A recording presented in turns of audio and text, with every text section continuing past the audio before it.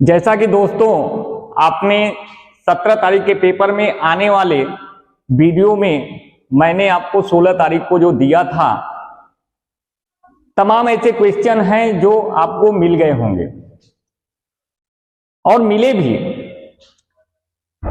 ठीक 17 के बाद 18 अप्रैल को जो होने वाले पेपर हैं, उन पेपर में जो क्वेश्चन आने वाले हैं वो एक बार पुनः मैं आपके सामने ये फाइटर क्वेश्चन को रखने जा रहा हूं।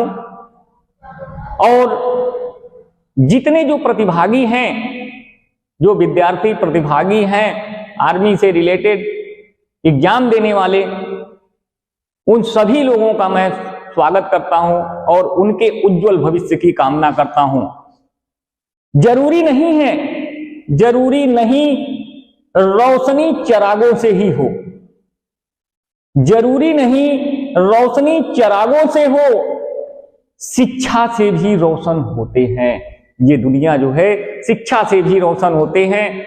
इन्हीं शब्दों के साथ हम अपने विज्ञान के सामान्य विज्ञान की तरफ जो क्वेश्चंस आने वाले हैं, फाइटर क्वेश्चन, उस पर हम अपने जो है तारतम्य को अपने यहां जो सोचकर हम लोग रखे हैं क्वेश्चन, उनको मैं आप लोगों के सामने दे रहा हूं। तो सबसे पहला क्वेश्चन हमारे सामने आपके स्क्रीन पर है, निम्न में से कौन जल के भीतर ध्वनि मापता है?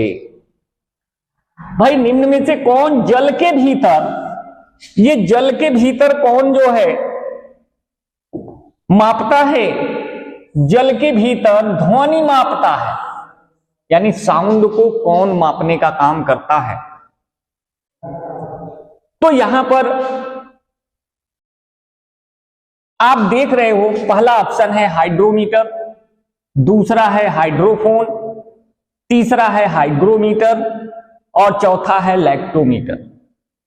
जैसा कि लैक्टोमीटर आप देखते हो, ये किसका मापता है भाई? ये दूध की शुद्धता मापने के लिए आपका यूज होता है।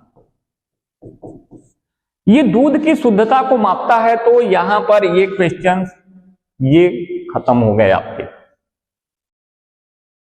बाकी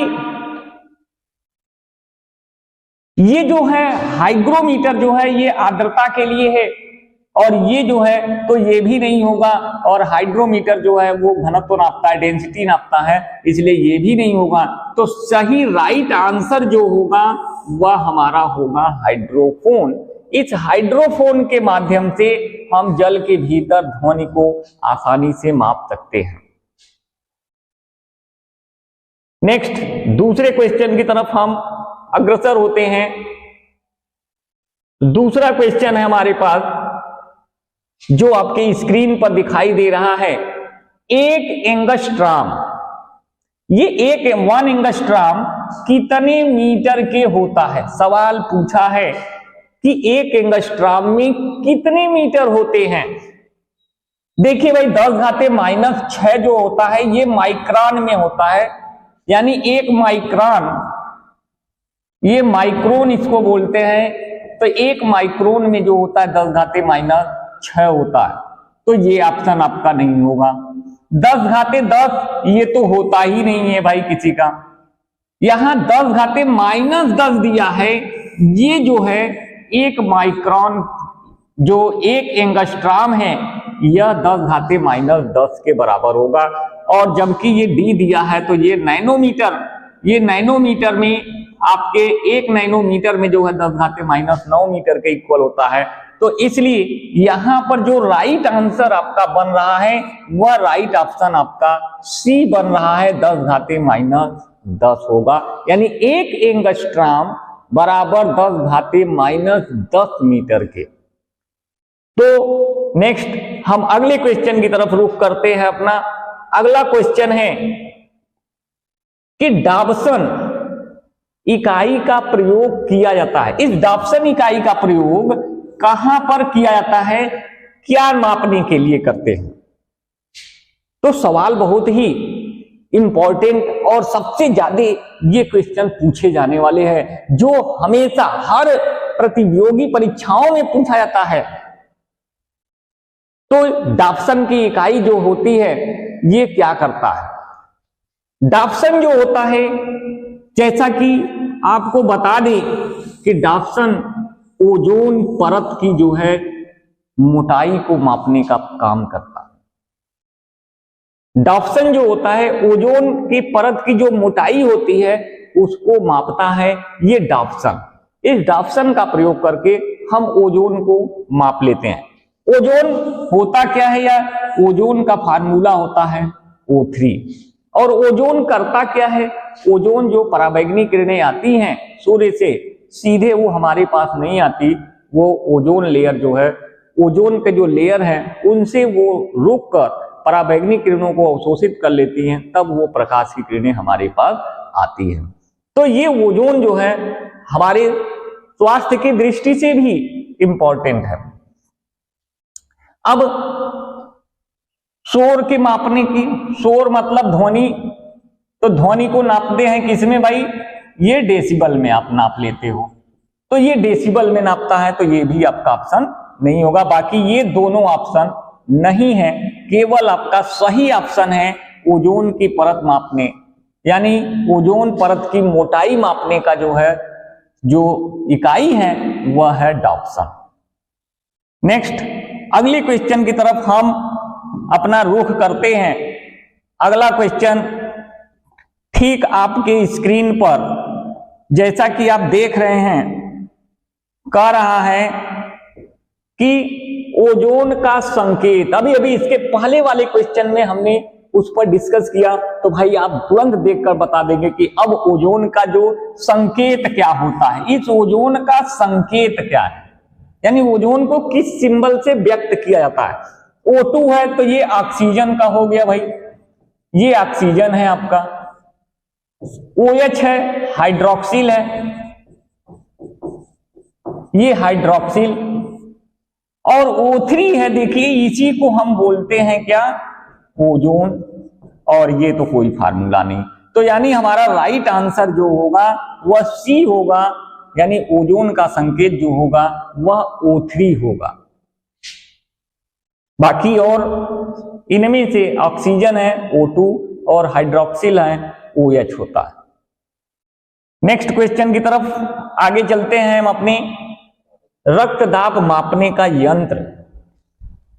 रक्त दाब नापना, तो रक्त दाब नापने के लिए देखिए भाई, रक्त दाब मापने के लिए जो डॉक्टरों के पास होता है जिसमें पारा भरा होता है और आपका बीपी नाप लिया जाता है, तो बीपी, ये रक्त दाब मतलब बीपी नापते हैं, ब्लड प्रेशर, तो ब्लड प्रेशर आपका हमेशा मापा जाता है स्फिग्मोमैनोमीटर से।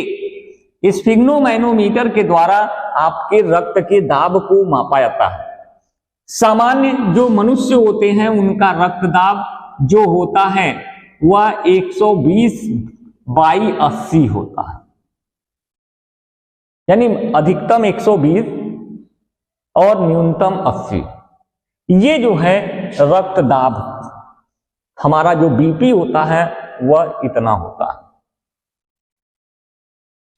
नेक्स्ट हम थोड़ा और आगे की तरफ चलते हैं अपने नेक्स्ट क्वेश्चन जो कि आपके स्क्रीन के सामने है। नेक्स्ट क्वेश्चन है क्यूरी, बहुत ज्यादा पूछने वाला क्वेश्चन। क्यूरी क्या है?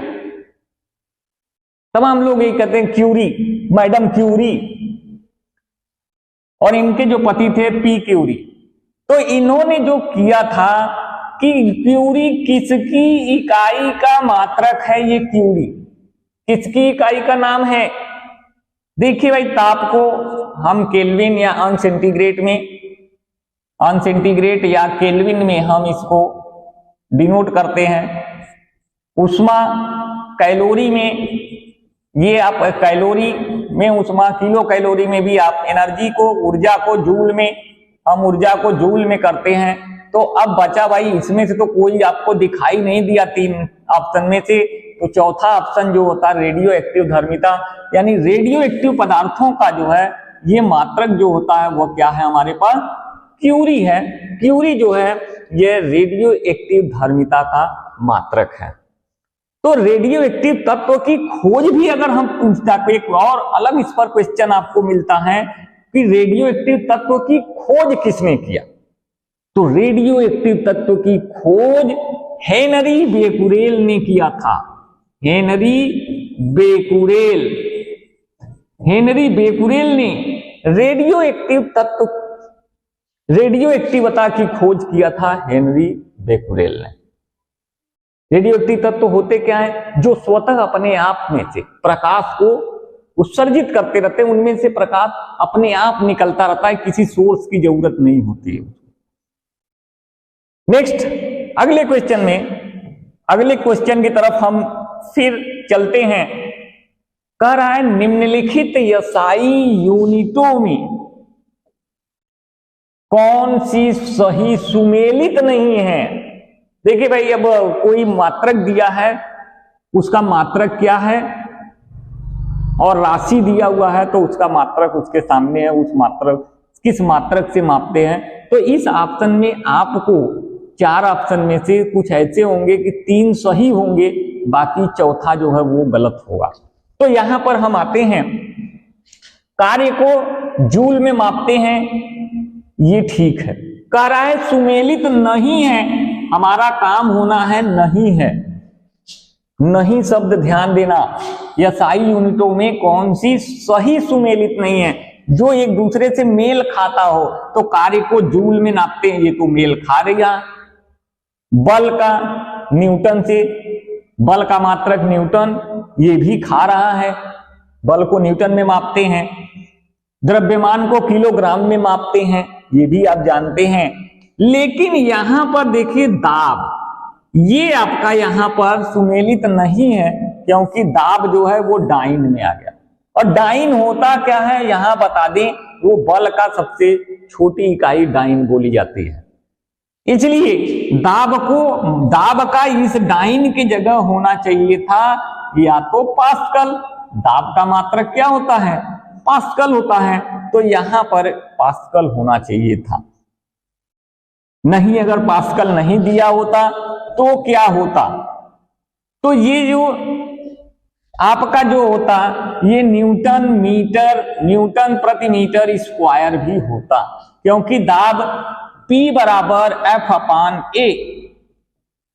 F माने बल को न्यूटन में बटे ए यानी एरिया, यानी एरिया को क्षेत्रफल जो होता है वह मीटर स्क्वायर में होता है उसकी यूनिट। तो यहाँ न्यूटन प्रति मीटर स्क्वायर, या तो ये दिया होता या तो ये दिया होता, तब ये सही होता, ये भी मैच होता। लेकिन यहां पर क्वेश्चन कर रहा है कि सुमेलित नहीं है, तो सुमेलित हमारा कौन है? दाब डाइन से सुमेलित नहीं है, इसलिए यहां पर ऑप्शन ये बन जाएगा आपका। नेक्स्ट आगे तरफ चलते हैं। क्वेश्चन के ऊपर हम देखते हैं, कभी कभी आप पत्थर से या ठोकर आपको लग जाता है, चोट लग जाती है, ठीक उसी पर ये क्वेश्चन आपके सामने है स्क्रीन पर। पत्थर को ठोकर मारने से व्यक्ति को चोट लगने का क्या कारण है? आप भी देखकर बताइए। कई हैं कंटेंट जो बैठे हुए हैं, वो भी हम देख रहे हैं, हमारी वो अपने तुरंत जो मैसेज कर रहे हैं कि हाँ भाई ठीक है, मिल रहा है। कुछ लोग का जो है सही आ रहा है आंसर। इसमें देखिए पत्थर को, चलिए भाई ठीक है, हम आगे तरफ चलते हैं, आंसर दे रहे हैं आपको। पत्थर को ठोकर मारने से व्यक्ति को चोट लगने का कारण क्या है? चोट लगने का कारण होता क्या है, पहले ये ध्यान दीजिए। ये न्यूटन के तीसरे नियम पर आधारित है। जब हम किसी वस्तु पर मारते हैं तो उतना ही बल वो भी हमारे ऊपर प्रेरित करता है, लगाता है। इसलिए ये आपका प्रतिक्रिया, तो न्यूटन का जो तीसरा नियम होता है क्रिया प्रतिक्रिया का नियम, क्रिया प्रतिक्रिया का नियम जो होता है, इसी पे आधार पर आपको चोट लगती है। अतः यहां पर जो राइट आंसर होगा वह प्रतिक्रिया होगी, प्रतिक्रिया के कारण ही होता है, जड़त्व के कारण नहीं होगा। जड़त्व के कारण होता है कि जब कोई वस्तु स्थिर अवस्था में तो स्थिर में रहेगी, जब कोई वस्तु गति में है तो वह गति में रहेगी। और जड़त्व के नियम को किसने दिया था? गैलीलियो ने दिया था, या गैलीलियो का भी नियम हम इसको कहते हैं। वेग है नहीं, संवेग है नहीं, ये दोनों नहीं है। संवेग, यहां पर वेग को अगर देखें तो ये विस्थापन बटे समय होता है, विस्थापन बटे समय, तो इसमें तो कोई होने का काम नहीं है। संवेग, संवेग भी आप देख रहे हो, P बराबर m इंटू भी, द्रव्यमान गुणे वेग के गुणनफल को ही हम संवेग कहते हैं। तो इन दोनों का, तीनों का कोई रिलेशन नहीं है। तो सही ऑप्शन आपको सी है, यानी प्रतिक्रिया, क्रिया प्रतिक्रिया के नियम के कारण हमें ठोकर लगती है। सबसे इंपॉर्टेंट क्वेश्चंस ये पूछता रहता है। इस पर आधारित हम एक दो और आपको एग्जाम्पल बता देते हैं। जैसे आप जल में नाव पर बैठे हैं और नाव किनारे आती है, तो आप किनारे पर उतरना चाहते हैं, तो आप करते क्या हो, उस नाव के ऊपर जो है आप पैर मारते हो। जैसे ही आप नाव को पीछे की ओर ढकेलते हो, धक्का देते हो, ठीक उसी क्रिया में नाव भी आपके ऊपर धक्का देता है, जिसके कारण आप उस किनारे पर उतर जाते हैं। तो ये जो क्रिया है, ये क्रिया प्रतिक्रिया का नियम। ठीक उसी तरह से क्रिया प्रतिक्रिया का नियम, जब बंदूक से गोली चलाते हैं तो सबसे पहले वह पीछे की ओर धक्का देता है और फिर वो आगे की तरफ गोली निकलती है। ये भी क्रिया प्रतिक्रिया के नियम पर ही आधारित है। तो ऐसे एग्जांपल, गाड़ी खींचने वाला जो खच्चर वाला है, वो भी जो है क्रिया प्रतिक्रिया के नियम पर। तो ये तभी क्रिया प्रतिक्रिया के नियम पर आधारित जो एग्जांपल मैं आपको बताया हूं, ये भी हो सकता है इसी क्वेश्चन में आपको मिल जाए, इसी बेस पर आधारित मिल जाए। तो नेक्स्ट अगले क्वेश्चन की तरफ हम अपना रुख कर रहे हैं भाई। अब आ रहा है, 1 वाट घंटा कितने जूल के बराबर है। इसमें दो तरह के क्वेश्चन, एक तो यहाँ 1 वाट घंटा दिया है और दूसरा क्वेश्चन पूछता है इसी पर 1 किलोवाट घंटा कितने जूल के बराबर होता है। ये मोस्ट इंपॉर्टेंट है भाई, वेरी वेरी इंपॉर्टेंट। ये दोनों सवाल वेरी वेरी इंपॉर्टेंट में जा रहे हैं, क्योंकि ये तो 1 वाट घंटा कितने जूल के बराबर है। तो सबसे पहले हम 1 वाट और घंटा, यानी यहां घंटा है, इसको चेंज कर देंगे। तो 1 वाट 1 के गुणे घंटा को हम 60 गुणे 60, इसको सेकेंड में आप बदल दीजिए। तो 60 में 60 का गुणा करेंगे तो कितना हो जाएगा भाई, 3600। अब 3600 हो गया तो ये 3600 वाट सेकेंड हो गया, वाट सेकंड हो गया। और वाट सेकंड को हम क्या बोलते हैं भाई, इसी को बोलते हैं जूल। तो ये हो जाएगा 3600 जूल। लेकिन हम जब ऑप्शन में देख रहे हैं तो 3600 कहीं नहीं दिया, देखिए 360 दिया है, तो ये तो है नहीं है, 3600 है। लेकिन अभी हमको हमारे अकॉर्डिंग आंसर नहीं मिल रहा, तो हम अपने अकॉर्डिंग आंसर बनाने के लिए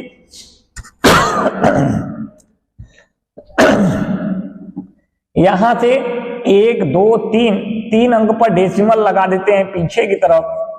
3.6 इंटू 10 पावर हम ये 3 कर दें, पावर 3 बढ़ा दें, तब ये इतने जूल के बराबर हो जाता है। तो 3.6 गुणे 10 घाते 3 जूल। आप अब देख लीजिए कि आपका आंसर कहां मैच कर रहा है। देखिए हमारा आंसर यहाँ 3.6 गुणे 10 घाते 3 जूल के बराबर हो गया।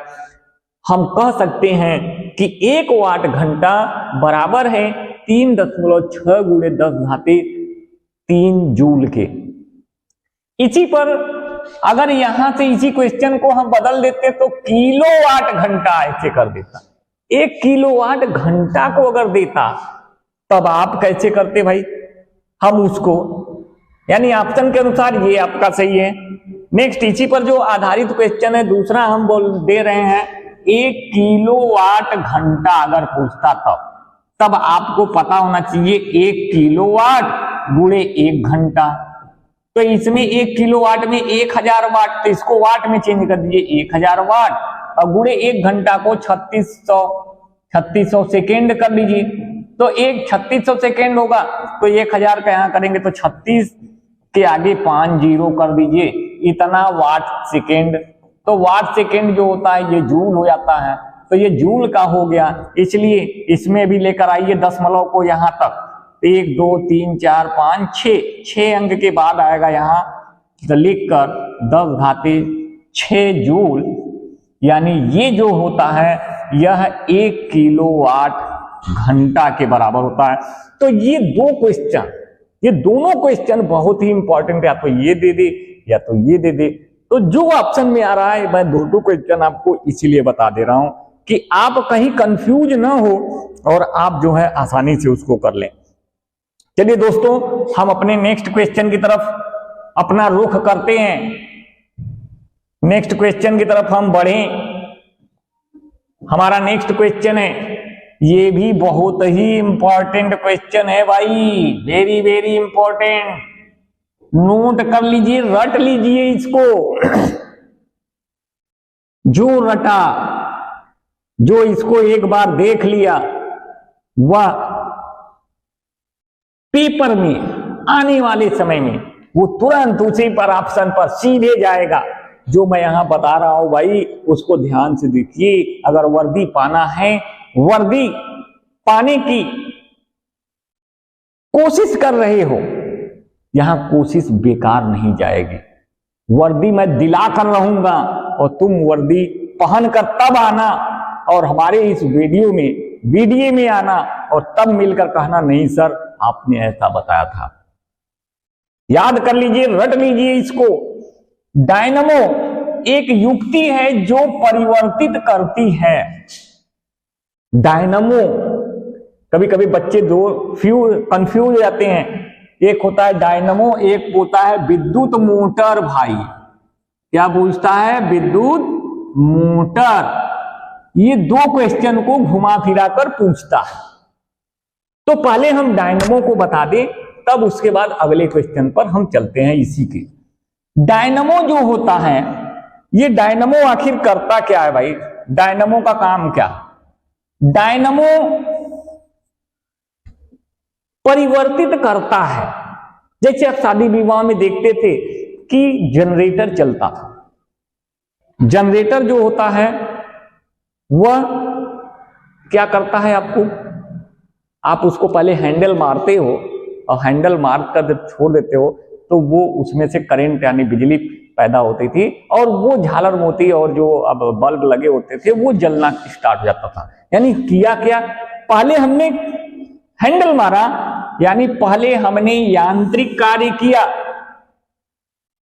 हमने यांत्रिक ऊर्जा दिया और यह यांत्रिक ऊर्जा किसमें बदल कर दे रहा है? लास्ट में विद्युत ऊर्जा में। तो कहने का मतलब हमारा ऑप्शन कौन सा सही है भाई? ये ऑप्शन हमारा सी सही है। डायनमो का काम है यांत्रिक ऊर्जा को विद्युत ऊर्जा में परिवर्तित करना। नंबर दूसरा, इसी में हम यहां आते हैं। ये जो हमने अभी आपको ऊपर लिखा है दूसरा क्वेश्चन, विद्युत मोटर। अब विद्युत मोटर क्या है? घर में पंखा लगा होगा, पंखा चल रहा है जब लाइट है तब, और जैसा लाइट कटी और पंखा वैसा बंद। काहे? पंखा में पहले का दिला? पहले बिजली दिए, पहले उसको करंट दिए ना। जब करंट गया, जैसा करंट गया वैसा पंखा चलना चालू हो गया, और करंट कटा पंखा रुकना चालू हो गया। यानी कह क्या रहा है? पहले हम विद्युत ऊर्जा दे रहे हैं, तब वो पंखा डोलकर यांत्रिक कार्य कर रहा है, तब आपका जो है विद्युत ऊर्जा को यांत्रिक ऊर्जा में बदलता है। तो पर ये है विद्युत ऊर्जा को यांत्रिक ऊर्जा में बदल देता है। जैसा कि यहां पर एक दिया हुआ है, विद्युत ऊर्जा को यांत्रिक ऊर्जा में बदलता। तो तब ये वाला जो ऑप्शन होता वह विद्युत ऊर्जा मोटर यानी विद्युत मोटर से रिलेटेड हो जाता। दोस्तों, ये दोनों क्वेश्चन को बहुत ही इंपॉर्टेंट हैं, इन्हें रट लीजिए, याद कर लीजिए। हम इससे नेक्स्ट क्वेश्चन की तरफ आगे बढ़ रहे हैं भाई। आपके स्क्रीन पर दूसरा क्वेश्चन, कभी कभी ये तो बहुत ज्यादा पूछ देता और कभी कभी पता नहीं कि क्विक सिल्वर क्या है। भाई क्विक सिल्वर किस धातु को कहते हैं? क्विक सिल्वर, सिल्वर माने चांदी, क्विक माने जल्दी से, तेजी से, तो जल्दी तेजी वाला कर लगला चांदी कौन हो, कौन धातु हो, तो कह रहा है किस धातु को बोल रहा है। तो सबसे पहले एल्युमिनियम को हम कहेंगे नहीं, एल्युमिनियम नहीं होता है भाई क्विकसिल्वर, ये सिलिकॉन है, इसको एल्युमिनियम बोलेंगे भाई, ये याद रखिएगा। एल्युमिनियम इसका संकेत भी आपको दे रहे हैं, एल्युमिनियम का एल, सिलिकॉन ये सिलिकॉन है, ठीक है, सिलिकॉन है आपका। ये है मरकरी, यानी जिसको आप क्या करते हो भाई, पारा। और ये क्या है, मैग्नीशियम, मैग्नीशियम है ये। अब इसमें से क्विक सिल्वर का नाम पूछ रहा है हमसे, तो भाई क्विक सिल्वर हम किसको बोलेंगे, पारा को। रट लीजिए, घोट लीजिए बढ़िया सा, यही मिलने वाला है भाई प्रसादी, और रिजल्ट भी आपका आ जाएगा। देखते रहिए कहीं छूट न जाए इन्हीं क्वेश्चन कि क्विक सिल्वर क्या है, आप भी क्विक हो जाइए उस सिल्वर की तरह। पारा, ये पारा जो है आपका क्विक सिल्वर के नाम से जाने जाने वाला धातु है। नेक्स्ट अगले क्वेश्चन पर, वेरी वेरी इंपॉर्टेंट ये भी है भाई, वेरी वेरी इंपॉर्टेंट। पिछले बार यही आया था, अभी जो इसके पहले दिए थे पेपर, इसी पेपर में वो पूछा था कि तेल चढ़ता है, लालटेन की बत्ती में मिट्टी का तेल ऊपर किसके कारण चढ़ता है। तो भैया ये बता दें, बत्ती के कारण, तो बत्ती तो उसमें तो रहता ही है, लेकिन उसके कारण नहीं, हवा के कारण भी तो नहीं चढ़ता है। और कोशिका जानते हो, कोशिका के कारण, यानी सेल, ये बॉडी का जो शरीर का संरचनात्मक और क्रियात्मक इकाई कोशिका होती है, तो कोशिका के द्वारा तो चढ़ेगा नहीं। अब बचा यही लास्ट ऑप्शन, क्या है, केश नली। तो दोस्तों लालटेन की बत्ती में मिट्टी का तेल जब ऊपर चढ़ता है तो वह किसके कारण चढ़ता है, केश नली के कारण चढ़ता है। उसमें केशिकाएं होती हैं, उन यानी जिसको कैपिलरी ट्यूब बोलते हैं, उनके माध्यम से ये चलती है। नेक्स्ट अगले क्वेश्चन की तरफ हम आगे बढ़ते हैं। आपके स्क्रीन पर आपको दिखाई दे रहा है भाई कि हवाई जहाज से यात्रा करते समय, हवाई जहाज से यात्रा करते समय पेन से स्याही जो है, पेन से स्याही निकलने लगती है, ऐसा क्यों। पेन से स्याही, कारण पेन ऐसे खोसे हैं जेब में चलने पर, कभी कभी जो है उसमें से स्याही चूकर शर्ट भी आपका खराब हो जाता है, उसमें से निकल जाता है बाहर की तरफ। तो ये निकलने का कारण क्या है भाई, ये सबसे हाँ देखिए भाई, वायु दाब में कमी के कारण ही हमारा जो है पेन से स्याही निकलता है। जो हमारे वायु दाब है उसमें अगर कमी होगा तो पेन से स्याही जो है वह एक प्रेशर डलाएगा, और प्रेशर डालकर वह ऊपर की तरफ चलाएगा, बाहर निकलेगा। यहां पर स्याही का आयतन में कोई अत्यधिक भार के कारण या वायु दाब में वृद्धि के कारण नहीं होता। तो सबसे पहला हम बता दें कि यात्रा करते समय ऊपर जब जाते हैं तो वायु दाब में कमी होती है, तो यहाँ वायु दाब में कमी होने के कारण ही निकलना चालू हो जाता है। तो दोस्तों इसको भी याद कर लीजिए, ये भी हो सकता है आपके पेपर में आ जाए, जो आप पेपर देने जा रहे हैं। नंबर नेक्स्ट, स्नेल महाराज आ गए भाई। स्नेल का नियम, स्नेल का नियम जो है उसी को बोलते हैं भाई अपवर्तन का नियम। अपवर्तन का दूसरा नियम भी है, अपवर्तन का दूसरा नियम है साइन आई अपान साइन आर। जो साइन आई अपान साइन आर है, इसमें देखिए भाई साइन आई अपान साइन आर, यहां हम ऐसे बना दे रहे हैं भाई आपको ऑप्शन साइन आई बटे साइन आर।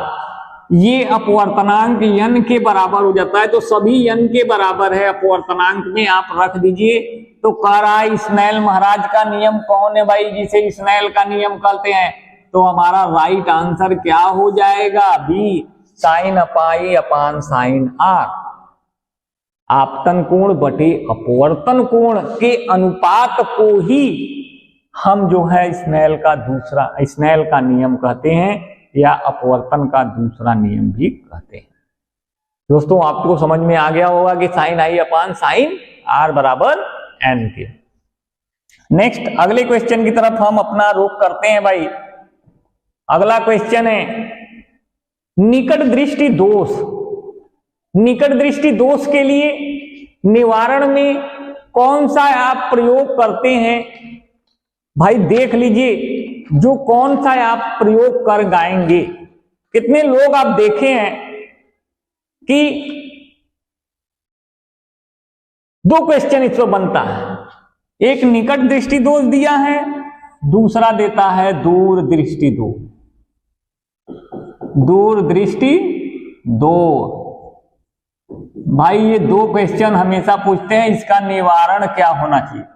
पहली बात तो हम आपको बता देते हैं निकट दृष्टि दोष होता क्या है। निकट दृष्टि दोष में निकट की वस्तुएं आपको स्पष्ट दिखाई देंगी, लेकिन दूर की वस्तुएं स्पष्ट दिखाई नहीं देंगे। ये जो पूछता है वो स्पष्ट दिखाई देता है, जो कहता है। जैसे निकट दृष्टि दोष तो कह दे भैया कि निकट का ओके अच्छा से दिखाई देला और दूर का जो है ओके अच्छा से दिखाई नहीं दे, यही से ओकरे आंखी में निकट दृष्टि दोष है। और दूसर का पूछ ले कि दूर दृष्टि दोष, तो जौने के दूरे का देखा है, नजदीकी का न देखा है, तो ओके दूर दृष्टि दोष कहिला। तो भाई आपको निकट दृष्टि दोष और दूर दृष्टि दोष, ये दो दोष तो आपको कंफर्म हो ही गया। और होता क्या है भाई, इसमें सवाल जो आपसे पूछा है निकट दृष्टि दोष का निवारण करना, तो निवारण करा बदे देखा भाई उत्तल लेंस, उत्तल दर्पण, अवतल ले दर्पण और अवतल लेंस, दो चीज दे ले। सब लोग यही में कंफ्यूज होलन दर्पण और लेंस में। तो यहां पर देखिए दूर दृष्टि या निकट दृष्टि दोष होगा तो उसमें हमेशा प्रयोग होगा लेंस। दर्पण में मत भागिएगा, लेंस रहेगा चाहे कौनो। तो हई दोनों दर्पणवा तक कट गल, तब बचल हई दोनों लेंस। तो ई दोनों लेंस में अब कौन ऑप्शन सही हुई, कौन ऑप्शन सही हुई कह तो निकट दृष्टि दोष होता है। जो हमारे पास है यहाँ पर ये रेटिना है, यहाँ पीछे आंख, ये मानव नेत्र है। इस मानव नेत्र में ये प्रकाश की किरणें जा रही हैं, जाने के बाद जब ये लाइट आपका गया नेत्र पर पड़ा, यहाँ पर हमारे पास लेंस होता है, ठीक है। उत्तल लेंस मानव नेत्र में, द्विउत्तल लेंस का प्रयोग होता है मानव नेत्र में। जब ये लेंस पर पड़ता है तो पड़ने के बाद पहले गिर जाला ई प्रतिबिंबवा, यहां तक नहीं पहुंचली रेटिना तक, एरो से गयल जाले के बाद यहाँ से पड़ने के बाद ये सीधे जो है हरा चल गया। अब करे कि कहा यही से के निकट कर दिखाई लगा, लेकिन दूरे का दिखाई ना। तो मन करी का कि यहां प्रतिबिंबवा को उठा के यहां बना दे। यह उठी कब, जब उठी तब जब तू प्रयोग करब ऐसे आंखी के सामने जो चश्मा लगेब, वो चश्मा कौन रही भाई, ये रही अवतल लेंस। जब अवतल लेंस लगा लेंगे तो अवतल लेंस का काम होला प्रकाश के फैलाने का। तो प्रकाश तोहार ऐसे फैल जाला ऊपर की तरफ ऐसे, तो इहो जाई तो लेके के ऐसे फैला के यही रेटिनवा पर लेके मिला दे, तब तुम्हें वो वस्तु स्पष्ट दिखाई देगा। बात समझ में आ गई होगी। तो इसलिए हम कहेंगे कि हमारा आंसर क्या होगा भाई, अवतल लेंस। यानी हम दूर निकट दृष्टि दोष के लिए अवतल लेंस का प्रयोग करते हैं, और दूर दृष्टि दोष बदे तब वही का कर ले भाई, उत्तल लेंस के का प्रयोग करब, उत्तल लेंस। और उत्तल लेंस का करला, प्रकाश के प्रतिबिंब को नजदीक ले आता है, मतलब अपने अपने जो है केंद्र की तरफ लेकर आता है, समेटता है, यानी वह एक जगह इकट्ठा करता है और ये प्रकाश की किरणों को फैलाने का काम करता है। इसलिए इसमें जो है प्रयोग हम अपना दूरदृष्टि दोष में उत्तल लेंस का प्रयोग करेंगे, और यहाँ पर जो सवाल है निकट दृष्टि दोष, इसमें अवतल लेंस का हम प्रयोग करेंगे। तो दोस्तों आपको ये दोनों क्वेश्चन हमेशा आए तो आप थोड़ा सा ध्यान देकर इन दोनों पर ध्यान रखिएगा, आपको स्पष्ट हो जाएगा। यही फिगर के माध्यम से ही आप तुरंत पकड़ लेंगे। अगर डिस्टर्ब होंगे इम्मन उम्मन कि ये सही हुई कि ये सही हुई, तो यहाँ पर जब फिगर ध्यान दिए होंगे तो आपको एकदम बिल्कुल स्पष्ट हो जाएगा कि यही होगा ही। चलिए नेक्स्ट क्वेश्चन की तरफ हम आगे अपना रुख कर रहे हैं। हाँ भाई, WHO का मतलब वर्ल्ड ह्यूमन ऑर्गेनाइजेशन, वर्ल्ड विश्व स्वास्थ्य संगठन, यानी WHO के अनुसार कितने डेसिबल की ध्वनि को मापता किसमें है? डेसिबल में सर्वोत्तम है। WHO ने अपने रिकॉर्ड में बोल रखा है कि सर्वोच्चम ध्वनि कितना डेसिबल का। तो भाई बता दें, सर्वोत्तम जो होता है वह 45 डेसिबल होता है। ये सर्वोत्तम होता है जो सुनने योग्य होते, जो ये ध्वनि प्रदूषित नहीं करता है 45 डेसिबल का। लेकिन इसके बाद इधर जाएं, 80 डेसिबल अगर दे दिया तब 80 डेसिबल क्या होता है? ये हानिकारक में आपको लिख लीजिएगा, ये हानिकारक होता है। किसके अनुसार? WHO के अनुसार। WHO के अनुसार 80